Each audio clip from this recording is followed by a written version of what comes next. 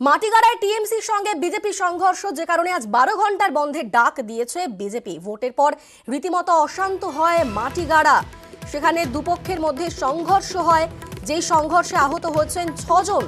হামলার অভিযোগে পরস্পরকে দোষারোপ করেছে বিজেপি তৃণমূল। আজ 12 ঘন্টা বন্ধের ডাক দিয়েছে বিজেপি। সেখানে ঠিক কি অবস্থা এখনকার, আমাদের সঙ্গে রয়েছেন প্রতিনিধি পার্থ বলতে পারবে। পার্থ, কি ছবি আজকের?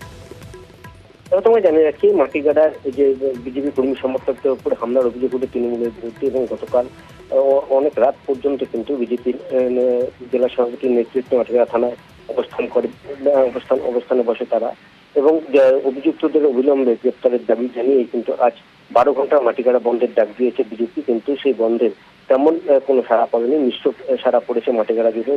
যেমন যানবাহন চলাচল যেমন স্বাভাবিক রয়েছে, দোকানপাটও কিন্তু একটা বড় অংশ কিন্তু খোলা রয়েছে।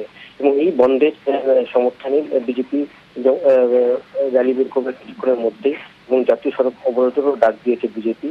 এবং তাদের পরিষ্কার দাবি যে অবিলম্বে যারা অভিযুক্ত তৃণমূল কর্মী সমর্থক রয়েছে, যাদের নামে এফআইআর করা আছে, তাদেরকে গ্রেপ্তার করতে হবে।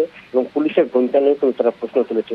কেননা গতকাল দুপুরে তারা অভিযোগ জানিয়েছিল মাটিগাড়া থানায় যে তৃণমূলের নেতা কর্মীরা তাদের কর্মী সমর্থকদের হুমকি দিচ্ছে, কিন্তু পুলিশ কোনো রকম ব্যবস্থা নেয়নি। এবং সন্ধ্যাবেলায় কিন্তু এই হামলা হয়, এবং ধারালো অস্ত্র দিয়ে বিজেপির বুথ সভাপতি সহ অন্য কর্মীদের উপর আক্রমণ করা হয়। এবং পুলিশের যে ভূমিকা, সেই ভূমিকারও কিন্তু কড়া সমালোচনা করে আজকের এই বন্ধেরটা একেবারে। এবং ভোটের পর যেভাবে অশান্ত হয় মাটিগাড়া, সেখানে তৃণমূলের সঙ্গে বিজেপির সংঘর্ষ, সেই সংঘর্ষে আহত হন 6 জন।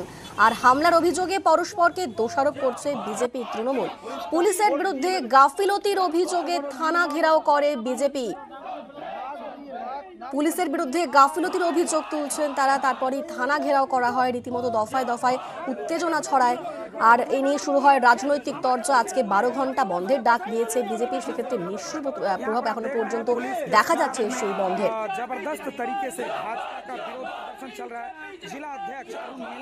ছিল তার বিরুদ্ধে প্রতিবাদ জানিয়ে আমরা আজ এখানে এফআইআর করেছি, তারপরে কোনো অ্যাকশন নেওয়া হয়। কিন্তু আমরা দেখলাম সন্ধ্যার সময় তৃণমূলের গুন্ডা বাহিনী বিজেপির কর্মীদের উপরে, বিজেপির বুথ সভাপতিদের উপর আক্রমণ করে। এর প্রতিবাদে আমরা মাটিগাড়ার সমস্ত নাগরিকদের আহ্বান করছি যে আপনারাও আমাদের এই বন্ধে সামিল হন।